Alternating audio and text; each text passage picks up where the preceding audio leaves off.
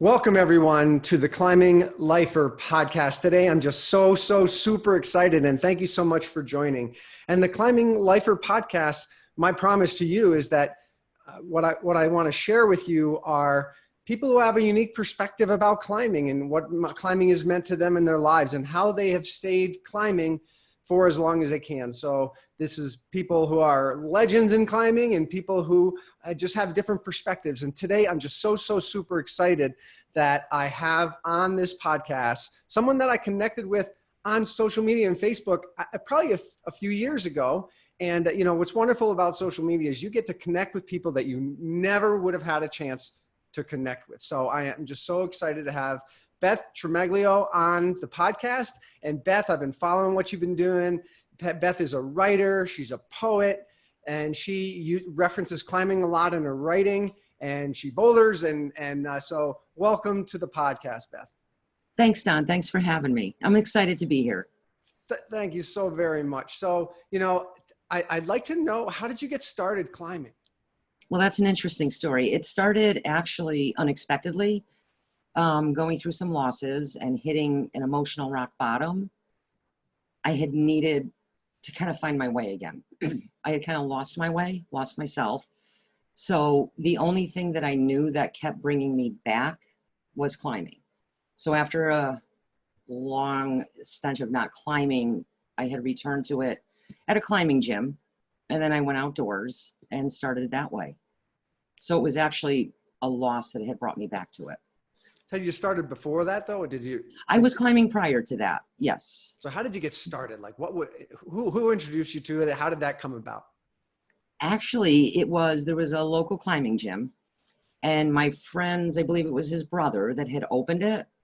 And so I had gone down just to check it out, and it's somewhat addicting. I kind of fell in love with it, and it just kind of started right from that point.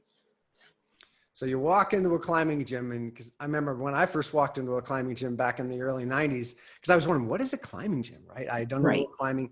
You walk in and you see all these walls with the holds on it. What was that like? God, overwhelming, I guess, at first. I started with the boulder wall.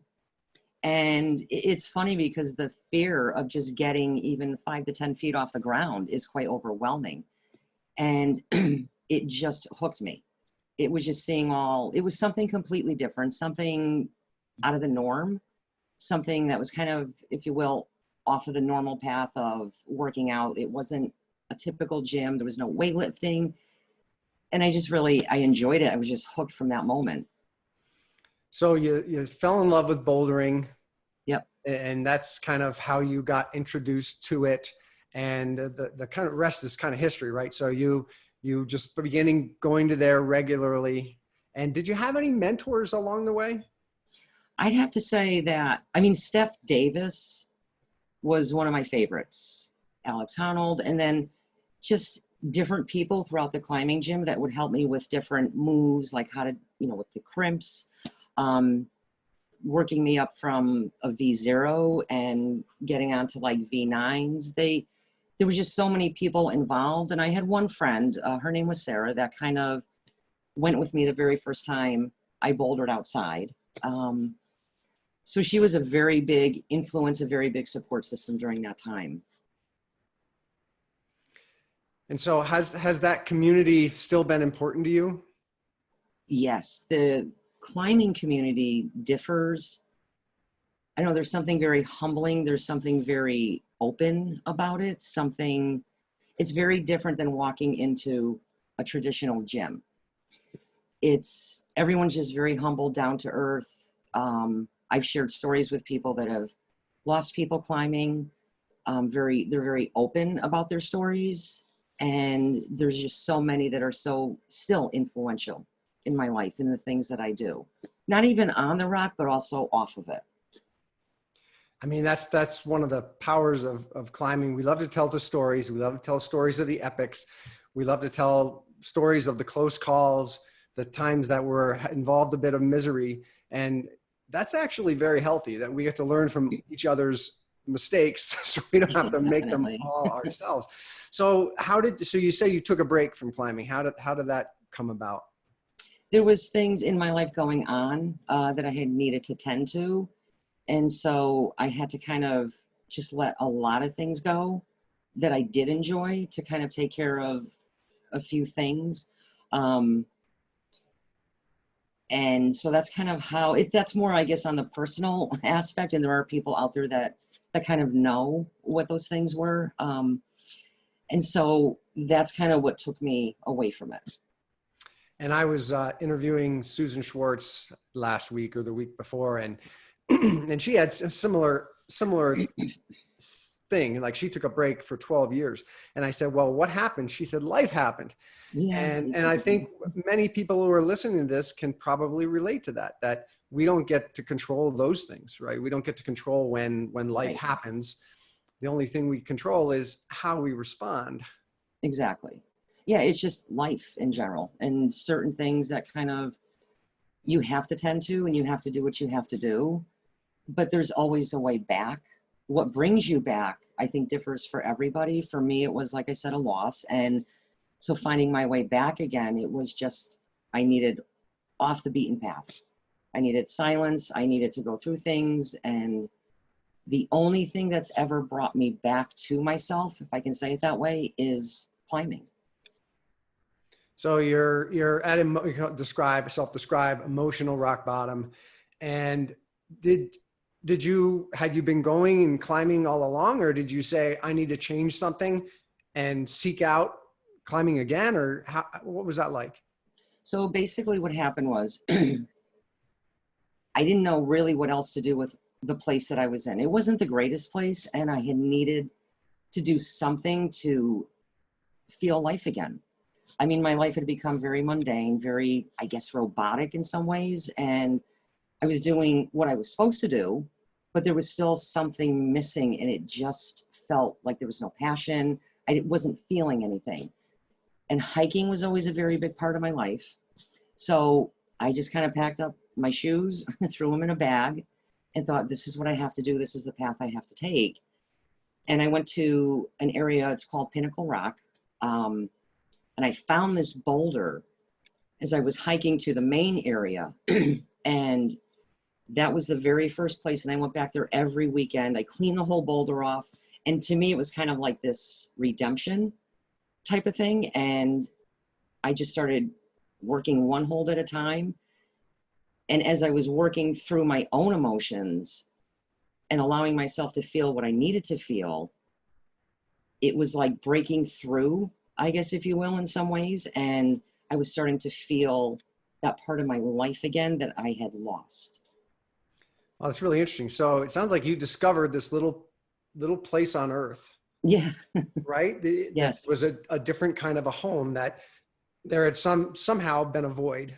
Yes. And this little place on earth, which happened to be a boulder in the woods, kind of filled that for you. And that must have been just an amazing experience. It was incredible, because I think for some, we hit this point where you go through so much, you lose so much, and you need to feel like you're alive. I mean, you need to feel something besides pain or loss or whatever it may be. And the only way for me to do that was when I found this rock. I knew it was kind of like this is my redemption. This is my way back. And it was just one hold at a time. It was feeling emotions I didn't necessarily want to feel, but feeling them was important to my healing. It was important to me getting just to the next hold, because every hold was like a puzzle. It was like putting this puzzle together and just working these roots and having the roots work in me to kind of free me from all of those things that I was bound by. Wow, that's really, really cool. So you find this little place on earth, and you start cleaning it off. You kind of make it your own. Yeah. And you were alone most of the time? You know, I have to say, even though I don't recommend it, but yes, I was. And I think there's certain things in life that you have to go through alone in order to truly find yourself. And I mean, I was cautious. I never went too high off the ground. I had the boulder mats, and there was always people behind me. Like, there was a wall behind me, and so there was people climbing. And so if I had gotten into trouble, there was someone there. But for me, it wasn't part of my life that I kind of needed to face alone. And you're a writer, you're a poet. I love your work. So when did you start writing? It's funny because all of this started from a rock bottom. I had always written in high school and all that, and I had just, so much of that got lost. Well, you work, everything becomes just mundane, robotic. You're working more shifts to survive. You're doing more things to survive. And so you're losing more of yourself. And when I hit that rock bottom, I thought, there's got to be more to this. This just can't be what life is. I have to kind of find me, my person. And I'd go up into the mountains and I would just sit there and everything would just kind of flow. It happened in bits and pieces. And I would take a journal and a pen and I would just put everything onto paper. And then I would start blogging about it. And how long ago was that? Well, it's been about 5 years. So I want to say about 5.5 years. And so you start blogging and I know when I wrote my first book, I actually didn't even know that I liked to write. I took it on as a project and I discovered that, wow, I really, really like that. So did you find that? Did you find like, wow, this is a groove? Yes, I did. It was a way for me to empty everything out. A way for me to express what I couldn't express face to face. It was a way for me to kind of tell my story without really saying like too much, but it was just a way for me. It was healing. It was therapeutic.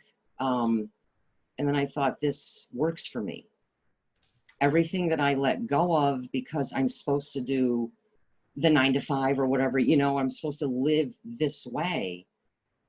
Coming out of that comfort, because it's very uncomfortable to leave that place. That's where the most growth happened, was when I left what was comfortable and just kind of took some chances. And so when did you start sharing your writing and getting published and that whole aspect of what you do? Well, there was a company called Savage Athletic, and they had offered me a sponsorship for climbing. And they had asked me if I had ever had a blog, they actually were the first ones to tell me, get the blog going, kind of get your writing out there, see how people react and how they respond. And so that's how that all started. It was through their guidance that I had done that. And I was kind of blown away with the responses that I got because I wasn't expecting anything. None of this was to become anything other than me. Do you know what I mean? I wasn't doing it for likes. I wasn't doing it for things like that. This was my journey. This was my path. I wasn't even sure half the time if I was doing it right. But I would put the stuff on the blog and comments would come in. People related to it. And it's just like one step led to another step.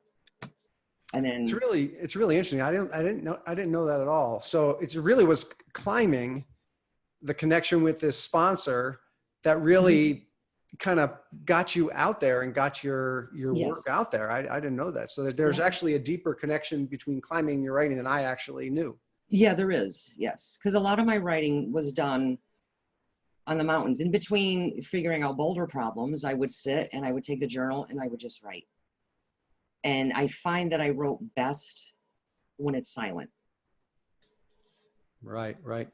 So speaking of publishing, I want to give a shout out to our sponsor, Sharpen Publishing. They are a publisher by climbers for climbers. They have tremendous guidebooks and all other kinds of instructional books on climbing. And go to sharpenbooks.com and you can see all that they have. They actually are publishers of my and Jeff Ellison's book, Vertical Mind, about psychological approaches for optimal rock climbing. And Fred and Heidi Knapp have been incredibly helpful and influential in getting Vertical Mind and a lot of their books into outlets like REI and such. So, if you don't have a trip planned, go to sharpenbooks.com and look at what they have, and hopefully it will inspire you to take a trip, because that's half of why we climb, is to take trips and to travel, because we're so passionate about it. So Beth, so you start getting out there and you start getting feedback. Who typically was responding to your writing? People that were kind of down and out, people that were struggling, people that had felt, I'm going to say this, deadness inside. Like, you know, I'm working, I'm paying bills, but I'm missing so much of life. People that are recovering addicts, single mothers. It was really a variety of people, different types of people, people that felt lost, misunderstood. And the responses that came in is basically, well, I feel like you understand. I feel like you get it. There's no judgment. And I just feel like you get that there's this person in me that I know that I really am, but it's so lost in all these, you know, social medias, computers and all, and being afraid to be who you are. And so a lot of the responses came from people that were just, I want to say, lost to themselves.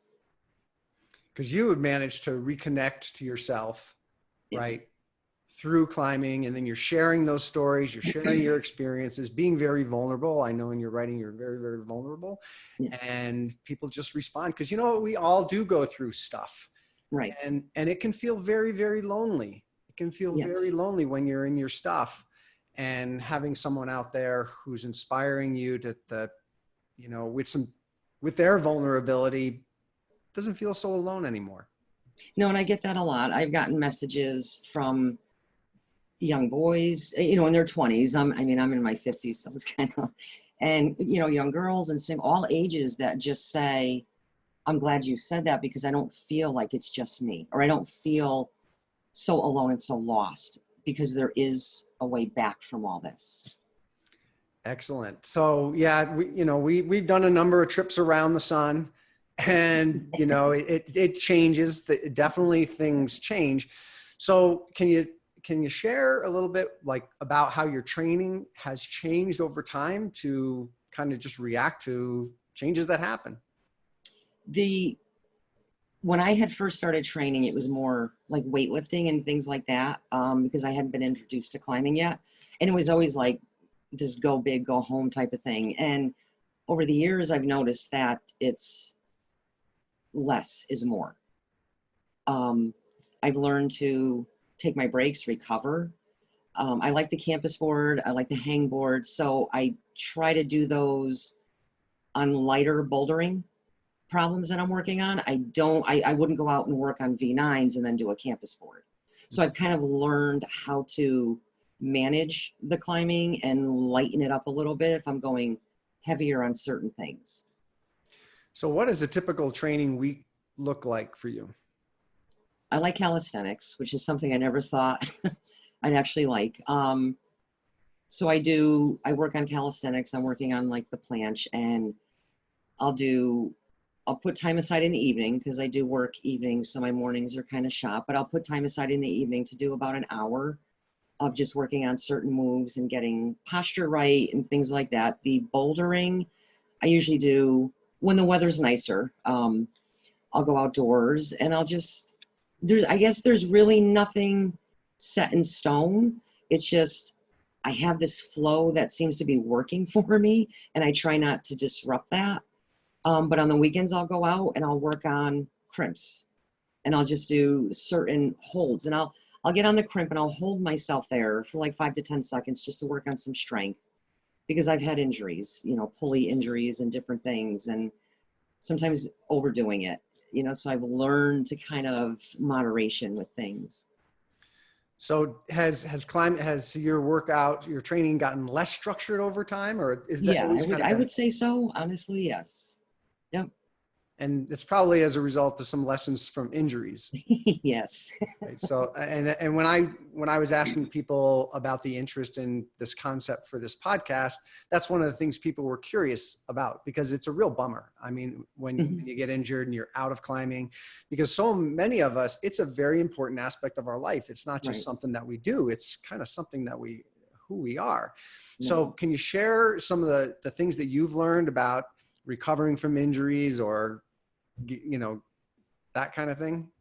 When I remember my first pulley injury, and it was the middle finger, and I figured, I know, I'll just tape it.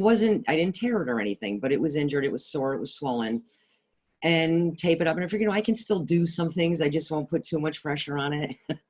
And you can't recover that way. So I've had to learn to step back and do things like I started the slack line. So I would hook up the slack line because it didn't require me to use my fingers or anything. So I would do the slack line just to kind of keep myself mobile and to keep myself going. Because once, I know for me personally, I stop, it's not that easy to get started again. So I've learned you got to rest, you got to take your moments. As hard as it is for some people, you've got to do it or you keep re-injuring because nothing heals. Yeah, it's something that I've learned is, that first, and this was from my physical therapist, that first like 10 days or so is just like, if you injure something, just let it rest, let the swelling and everything change. Yes. And then just but then you got to get back to using it somehow, You do, you have to. Yeah. And then starting slowly is a key. Yeah, that's one of the things I learned is you can't go back full force. Yeah. You kind of have to go back and you have to go and kind of work yourself back up. So you talk about calisthenics. One thing I've found is I think as we age, that kind of thing, the general overall fitness and flexibility begins to become even more and more important. When did you discover that was more important to you? Well, once in my late 40s, I would notice like the flexibility started changing a little bit. Like, oh my God, I just can't like bend down like I did in my 20s, So I don't want to lose that. And I do work in a nursing home and I work in a rehab unit and I've seen what can happen just as far as balance, just simple things like that. So those things are important because I've witnessed what happens when you kind of let that stuff go. And so it's helped with being able to do boulder moves. It's helped with just bending down like I was in my 20s. Although I can't quite do it that way, but it's helped to keep me very flexible and mobile.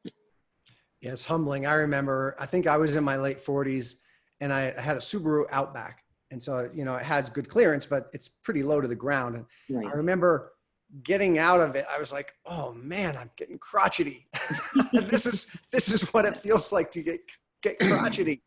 And so at that time I started, and I still do to this day, about 30 minutes every day, first thing in the morning, just stretching and just kind of keeping things limber. And that's what I found to be really critical over time. Yes, definitely. So what does climbing mean to you now?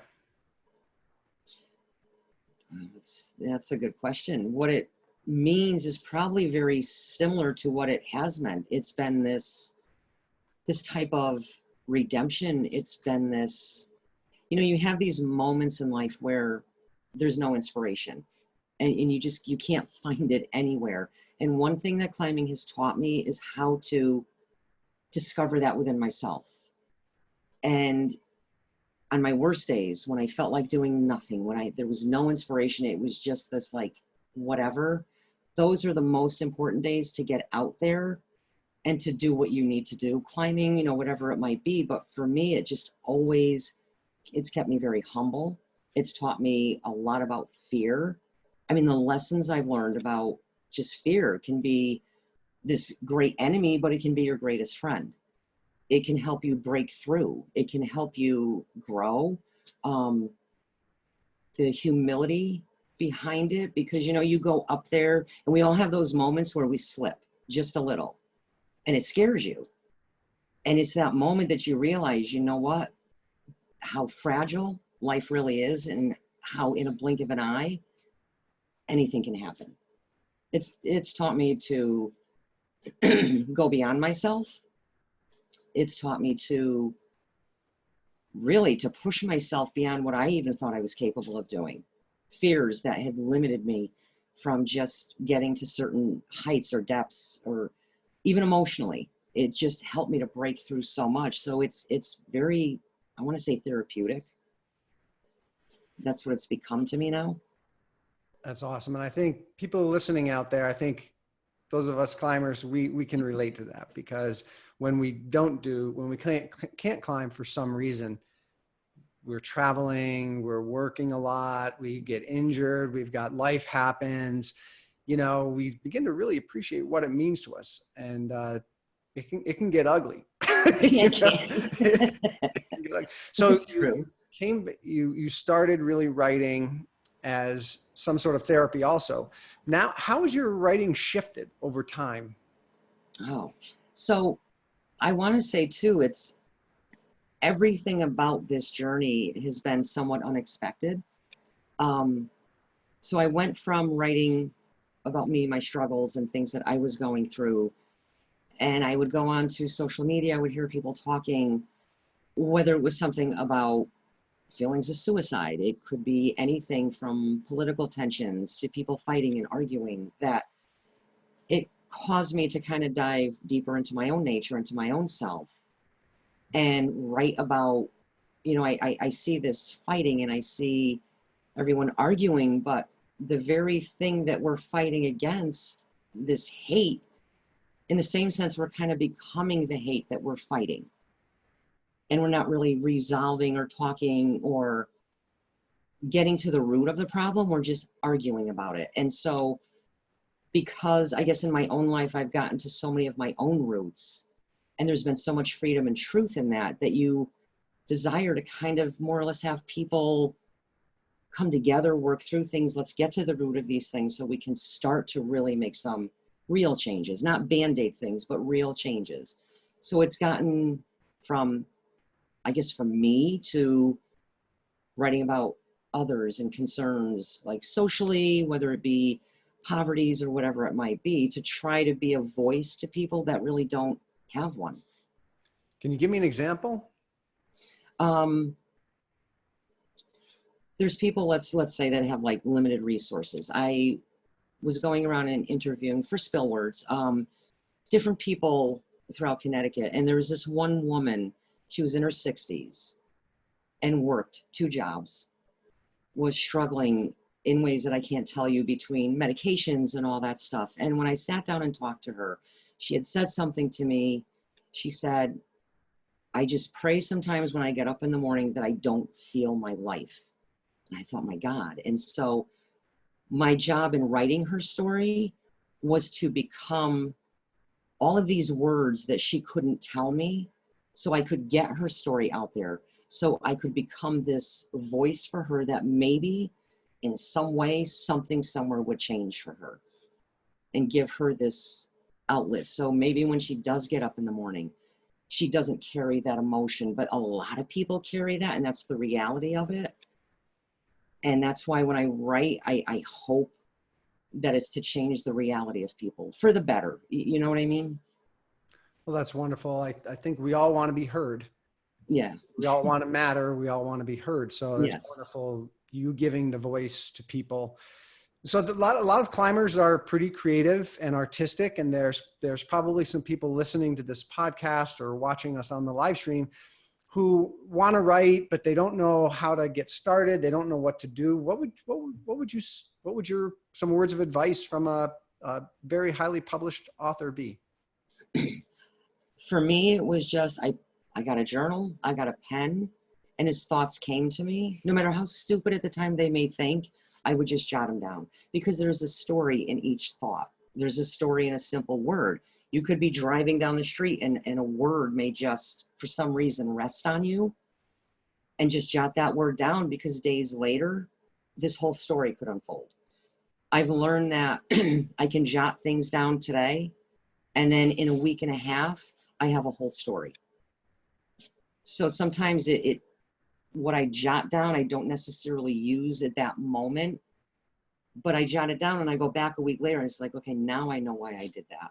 And here comes the whole, the rest of the story. So journaling, Yes. Being aware of ideas that come to you, capturing them in the moment, Yes. letting them stew.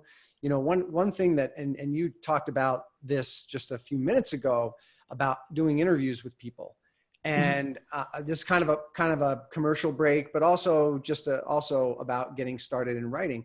If you're getting started in writing, one of the best things you can do is interview other people who have done what you aspire to do. And that's kind of how this book started out. This is my first book that I ever wrote, 50 Athletes Over 50. And I interviewed 50 athletes over the age of 50, all kinds of sports, from running to cycling to surfing to mountain unicycling, all the different kinds of things. Because I was in my 40s at the time and wanted to be one of these people someday when I passed the half century mark. So I interviewed 50 of them, and that was so incredible for me. Not only did I learn, and some lessons emerged from those interviews, but also just from a strategy standpoint, when I blogged about the interview, I would share it back with the people that I interviewed, and they would share it with their crowd. And so it actually is a great way to begin to build a following. Yes. And when I coach authors, and I help people to write their books now, but the worst time to get the word out about your book is once it's published.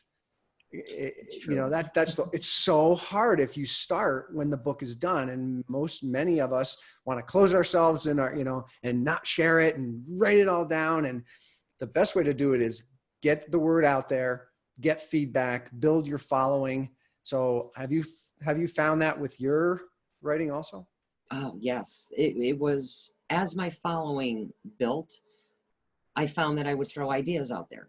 I'd write something down and I'd just kind of throw it out there, like, this is something I'm working on. What do you guys think? And on WordPress. And there would be feedback that came in, and feedback from other writers. And that's really important, is talking to other people who have been and gone through what you are aspiring to become, because there's a lot of lessons that we can learn from each other. There's things that you may tell me, and then I may run into someone that tells me something, and it just clicks. And it's like, that's the piece I was missing. All right. I want to play a little game. You up for a game? I suppose. Fun little game. Okay. It's called Get to Know Beth Fast. All right. So I'm just going to fire some questions at you. Stream of consciousness, just answer. And so favorite food? Oh, pasta. Pasta. All right. Trad sport or bouldering? Bouldering. Your favorite beverage? Oh, God. You know what I like? Beet juice. Beet juice. Yes. Favorite book?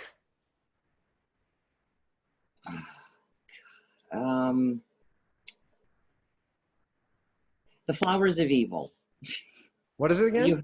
Flowers of Evil. Have you heard of that one? I have not. I got to go out and get it. It's a good one. Flowers of Evil. Okay. Favorite song or band?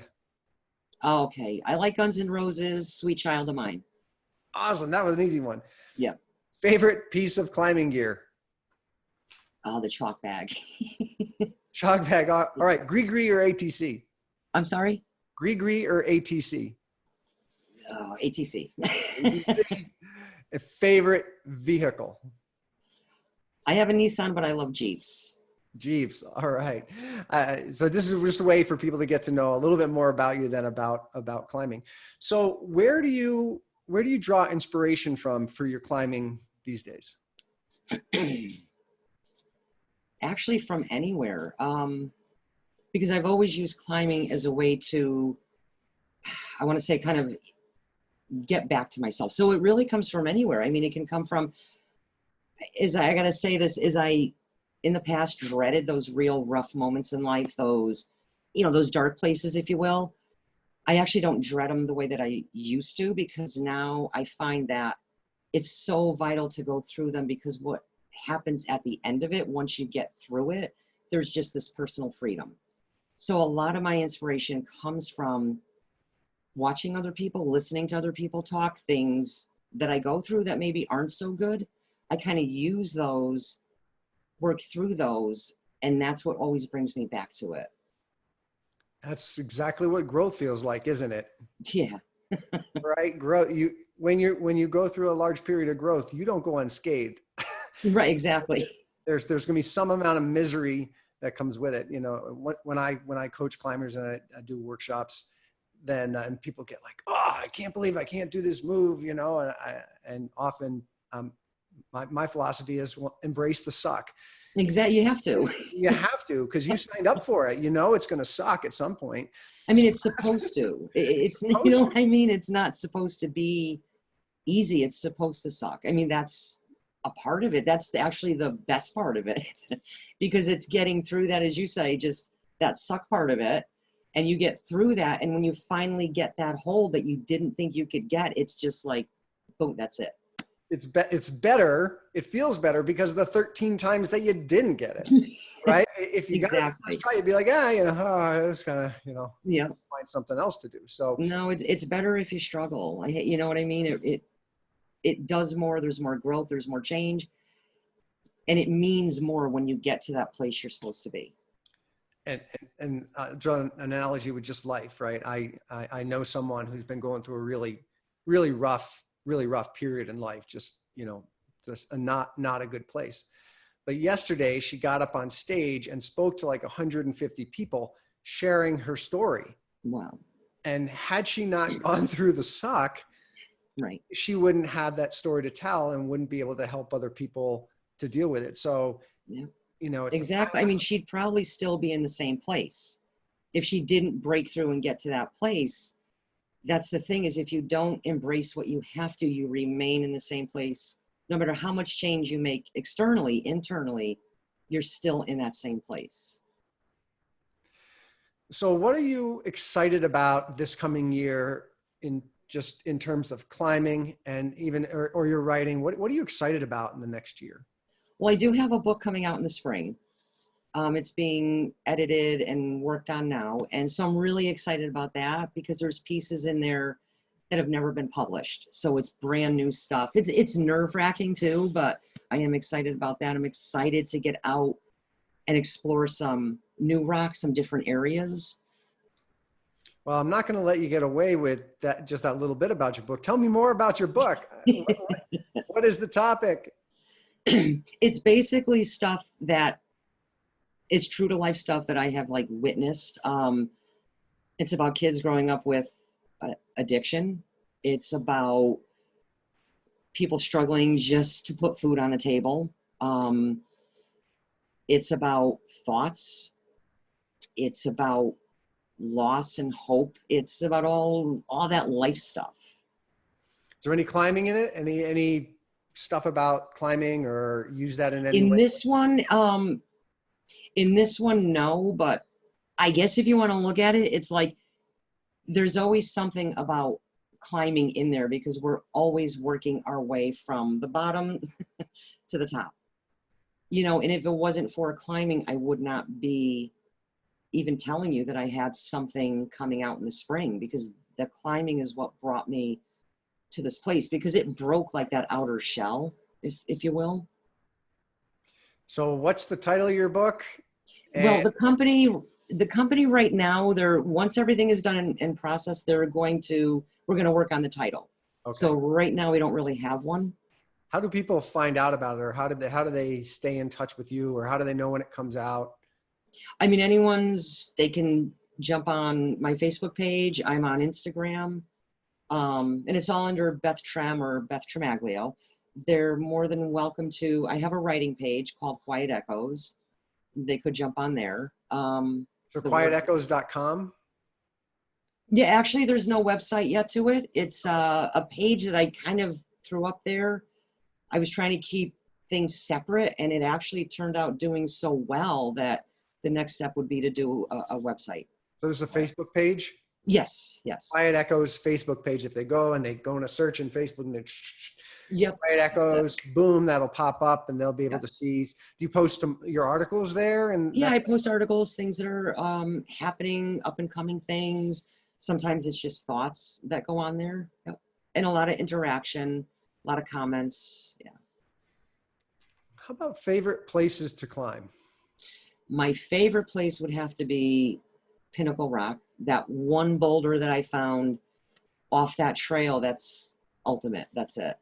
I love that. Go back to that. Is that still your climbing home? I mean, I've gone, it's funny because as I started to heal and come out from that place, that was when I started venturing out into other areas. I love the cat holes. It's a great place. There's great rock up there. They have trad climbing, they have boulders, they have everything up there. This is in Connecticut? Yes, it's in Connecticut. All right. Excellent. The nearby towns to those areas would It's a be? nearby town. Yes. Okay. Excellent. So you got any specific trips planned? As of now, no, but I would love to go to Colorado. The rocks You got out to there. come out to Colorado. You're in Colorado, right? Yeah, come out to Colorado. Oh God, I would love to. If I do, or let's say when I do, that's the first place I want to go. I get messages all the time from people on Facebook showing me the pictures of the rocks and everything, and it's great, you know. There's so much rock here in Colorado. It's insane. I've seen it. It's beautiful. It's absolutely insane. So you do mostly bouldering, but any aspirations for doing some multi-pitch trad or anything, or You know, I would like to get into that too at some point. I've done some free solo, but the highest I've ever gone was about 300 feet, and I like froze, panicked, had to stop and kind of traverse it over to get myself out of that, because that's a tough one. The free soloing is a tough one. Yeah, I lost a friend. I'm sorry to hear that. Yeah. I lost a friend several years ago, and he was married, had a 12-year-old daughter. So yeah, it's a tough game. Yeah, that one's, yeah, that is. Mentally, it's really difficult. Yeah. And I had done a study. I was asked to give a talk by an organization up in, I think it was in Washington, the Seattle area. It was called the Go Big and Go Home organization. And, you know, we always say go big or go home. Yeah. And there had been a number of climbers from that area around Seattle who had died like in a 1 year period. And so this one gentleman established an event every year to educate people about climbing safety and that sort of thing. So they brought me in as a speaker. And I did a study of accidents in North American mountaineering. Yeah. And I think it was 2014. And what I found is that if just the rock climbing, you take all the snow and everything out of there, that there were 16 deaths, 16 fatal accidents, and half of them were free soloing or may as well have been. So right. That's a very serious game. Yeah, it is. Yes. So anything else to share about someone that might be out there and maybe going through some tough times? You know, there's a younger friend, and he's 22, and it's just like, we get together and we talk, and he'll text me every now and then about things he's going through. And he asked me to write something for him. And he said, can you just kind of take all these things that I can't say and like just put it into some kind of poem or whatever you put it into? And then maybe that will help me to kind of find myself. Because I had told him that what works for me may not work for someone else. Everyone has to get to where they have to get to, and what it takes is different for everyone. But the main thing is that I tell them is don't be so afraid to feel what you're feeling, because life can make you cold, it can make you hard, it can make you vengeful, it can make you so many things.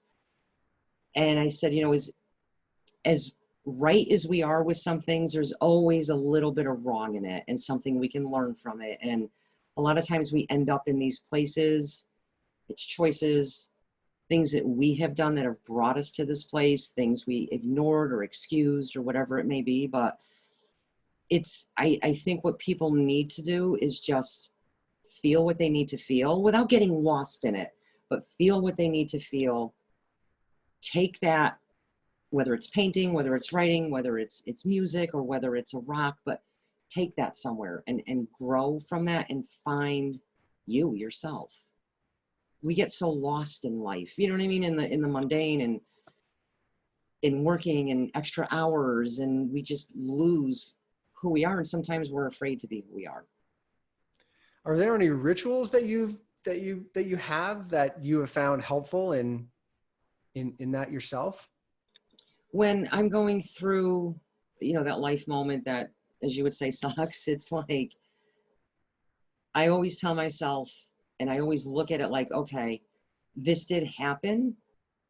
can't totally blame this one or that one. I have to take a look at my responsibility in it and where I may have went wrong, my behaviors, or something about me that maybe I'm not aware of that led me to this place.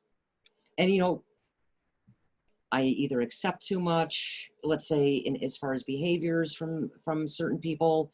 And so then I have to work on breaking that. I am real big on forgiving people, not so much for them, but for myself and for my own peace. And so that I can keep growing, because I don't want to get vindictive in life. I don't want to get hard and cold to it, because then you miss everything about it. And so I always make sure that I let myself feel what I need to feel. I have people that I talk to that I confide in, and some people don't have that. So there's ways to cope with that. You reach out through Messenger, you reach out in different ways, but there are, I guess, moments in life that we kind of need to face life alone in certain things so we can become who we need to become. So I want to say run. I don't run from any of it. I try to face it. I make sure I face it and make sure I feel it. And then I work on healing from it. And it's interesting because climbing can seem pretty selfish sometimes. Yeah, I've heard that. I've Right? heard that from people. Climbing can seem kind of selfish sometimes. And my sisters will always tell me, be careful. You know, say, why do you have to do this stuff? You make us so nervous. I see pictures of you. And it can be a little bit selfish, but you know, I don't know. I find that if I'm not selfish, then what good am I to everyone else? I mean, have you ever experienced that? I have. I've actually had people like message me and their thoughts on climbing is that it's selfish. And I'm thinking, well, yes, it is, I guess, in some ways, if you really take a look at it, because of the danger risk involved. But then I said, isn't anything in life can become selfish? Because there's not that element of I could get up there and then drop and that's it. Anything can really become selfish. Any hobby that you do can become selfish. Do you know what I'm saying? So the element of selfishness that they're talking about, I do get that, but it's really like with anything, mountain biking, skiing, I mean, anything can be considered selfish. And then the begs the question is it selfish to ask someone to stop? Yeah, life is selfish. Basically. Every time we eat, it's selfish. Every time we take a drink of water, it's selfish. It's true. And I mean, would you want to live a life where you don't do the things that you enjoy and that make you uniquely you? No, because I've been there. You know what I mean? I've been in that life. And so I don't want to relive that part of it. Steph Davis had actually said in one of her books, she said, you know, people had asked her if she had a death wish, and she said no. And she had said that she would rather do what she loves and take her risks and take her chances than end up 70 years old in a nursing home staring out a window wishing she had and never having another opportunity to do it again. And I get that. I totally get that. So selfish, like we were saying, it can become, anything can be selfish. So I get what she's saying, and I agree with that part of what she's saying. Yeah, it's funny. And as you were saying a death wish, it occurred to me, it's more of a life wish.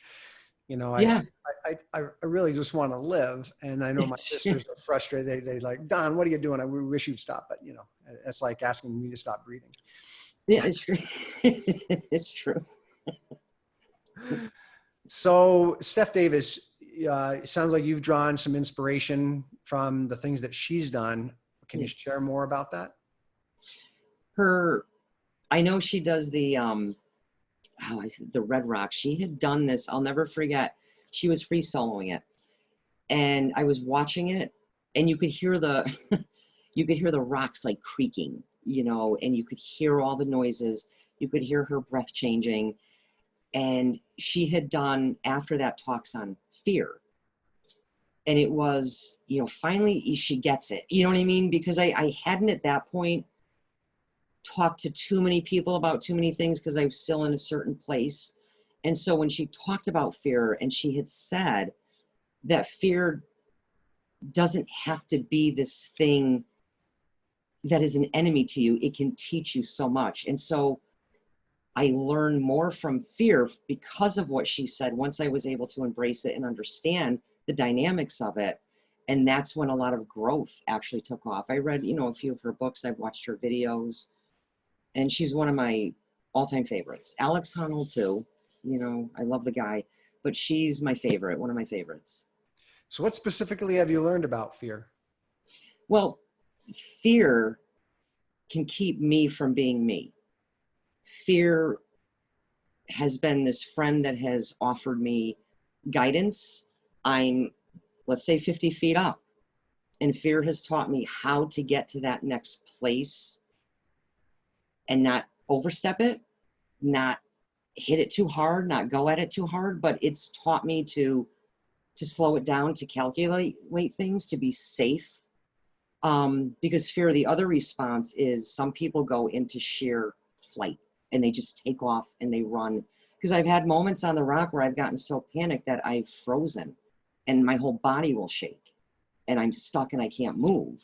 So the other aspect of fear has taught me how to manage those moments, and that fear doesn't have to be this thing. It can be, I guess I want to say, a blessing. It can be something I learned from. It's taught me discipline, self-restraint. Yeah, I've always found the art in fear is knowing when the fear is real. Yes. Or when it's imagined fear, when it's rational fear or irrational fear. Because, if you're 300 feet up and you're sketching out, and, that could be, there's something to be concerned about. But yes, many of us in climbing, we have a lot of irrational fear. Yeah, it's true. Yes. I have been on the ground looking up and haven't even touched the rock. And all of a sudden, there it is. It's right there. I'm having all these fears and I haven't even done anything yet. One thing that I learned that was taught to me in some of the training I've done for public speaking is someone shared with me once a really cool perspective. I think they said that, when you go to speak in front of several hundred people, your palms sweat, Mm-hmm. your armpits maybe sweat and your heart rate quickens and you start like getting really nervous and maybe you have to go to the bathroom, and there's all these things that happen physiologically, but there's no difference in that response between being excited and being in fear. Right. It's just how you label it. So that's, I found in speaking, I haven't really used as much in climbing, but I found in speaking that if I just say, yep, I'm feeling this way. Yeah, I'm excited about this, and just kind of label it differently. Yeah, sometimes that does help. Yes, I've had that in moments too, where me and Kiki would go out to do and have these talks, and instead of saying, "Oh my God," this fear, this thing, because it can really take you down and keep you from doing something. I have found that if I call it something different, the impact is different, and how it affects me and how I react to it is different. So another sponsor break, and this one's for me. I'm one of the sponsors. I'm putting the party on, and so the last book that I wrote is called The Climb. It's a leadership fable about navigating challenging change, and it's about a team that works together. They work for a company, and they're having lots of challenges and some dysfunction, and they get a chance to go on some climbing adventures and learn how they're showing up and how they're working together and being able to change. And so you can get this on Amazon.com, The Climb, A Leadership Fable. And so climbing teaches us a lot that transfers to other aspects of our life, right? Oh God, most definitely. If you're heading a climber, you're taking someone out for the first time that's never climbed before. It's kind of like if you're in charge of a company. People respond and react better when you're actually working with them and you're open to suggestions. You're open to, okay, look, I'm feeling this way. Can we maybe not take this route or this path? Rather than you just be, do this, do that. I don't want to hear it. They respond better when there's some humility, and they don't feel like you're so above them, working in some senses more against them than with them. Mm-hmm. And you've experienced that bringing people out bouldering? Yeah, I've brought a few people out to some boulders, and I find that my reaction, even when they're climbing, my reaction determines their reaction, how they react to fear. And I can tell now when someone is having those moments of fear because their breathing changes. They're up there and all of a sudden they're breathing, and their hands start moving for a hold, and they're looking to grab something. And it's up to you to kind of be like, hey, it's okay. Just take that one hand, reach over a little bit here, and you'll be fine, and put this foot here. And they're like, oh God, okay. Because it's frightening when you're up there and you're just afraid to kind of move, because what's under you is just sheer ground or sheer rock. And so you working with them and not being, I want to say cocky, but not being here and they're down here. You have to recognize, I think, emotionally where they are. You have to get down to that level of where they are and kind of work with them and guide them and stay humble about it. And they react so much better. And the feedback and the questions, they feel more open to asking questions and making mistakes too. And as climbers who have been around the planet or been around the sun a number of times, this is part of our job, right? This is part of the role that we have, is to introduce other people and show them the ropes, so to speak. And I love seeing someone years later that I had some role in introducing them to climbing, and seeing them getting after it and living that life. So people listening, it's kind of one of the things that we take on as climbers, is introducing other people safely to climbing. And I had a number of people show me the ropes over the years, and probably the reason I'm still standing here is they showed me how to do it properly. So Beth, anything else to share with people who might be listening to this later? I'd love you to share how people can stay on top of what you're doing with your book that's coming out, and any other things you'd like to share. Yeah, I mean, people are more than welcome to jump onto my Facebook, Beth Tremaglio. The writing page is Quiet Echoes. I'll be posting updates and things on both.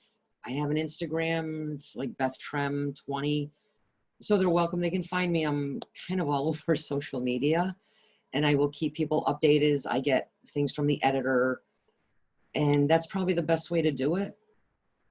Yeah, I think just from experience, just go and you Google your name. Yeah, they can do that in the Google search bar. Things will pop down, writings. I'm on Spill Words. There's different ways. But the best way, like you said, I guess, is the Google search bar.